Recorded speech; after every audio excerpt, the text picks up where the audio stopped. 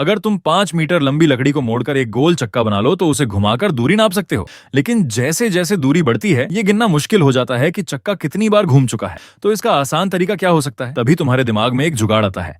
तुम पहिए के अंदर एक छोटा गियर लगाते हो और उसके साथ ऊपर एक बड़ा गियर जोड़ देते हो। अब जब छोटा गियर कई बार घूमता है तो बड़ा गियर कम बार घूमता है, जिससे गिनती आसान हो जाती है। फिर भी बार बार ध्यान रखना पड़ता है, जो थोड़ा मुश्किल है, इसलिए तुम इसे और एडवांस बनाते हो। तुम एक और छोटा गियर जोड़ते हो और उसे एक बहुत बड़े गियर से कनेक्ट कर देते हो।